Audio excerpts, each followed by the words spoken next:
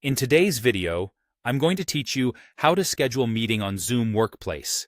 First, open the Zoom Workplace app on your desktop or mobile device and make sure you're signed in with the account you plan to use.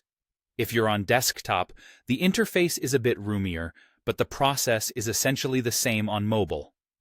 Once you're in, head to the Home tab. This is the main dashboard where you can start, join, or schedule a meeting.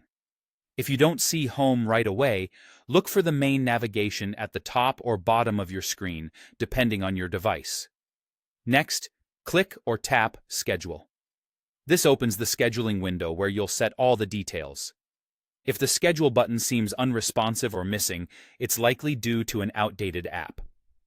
Update Zoom Workplace to the latest version, as older releases, like one around version 6.1.0, had a known scheduling glitch. A quick update usually fixes it. Now fill out the meeting details. Start with the topic or name so everyone knows exactly what the meeting is about. Set the date and time, and double-check your time zone so invitations land correctly. If this is a repeating session, like a weekly check-in or class, enable the recurring option and choose the frequency and duration that match your schedule. For security, you can use a passcode, enable the waiting room, or both if your organization allows it. A passcode keeps the link secure, while a waiting room lets you admit people individually for extra control. Choose what fits your audience and privacy needs.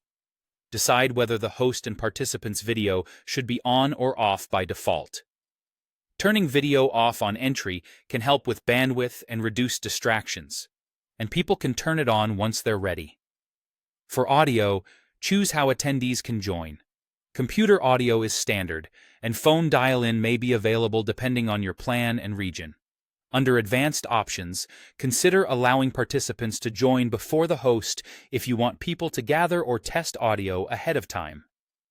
If you need a quiet start, mute participants on entry. You can also enable automatic recording. Just be mindful of your organization's policies and let participants know if you plan to record. If your admin has enabled it, you may also have scheduling privileges to create meetings on someone else's behalf. When everything looks good, click Save or Schedule. You'll see options to copy the invitation or add it to your calendar, like Google or Outlook. Sharing from your calendar is handy because it includes the joining link, passcode, and dial-in details. Give it a quick review, send the invite, and you're set.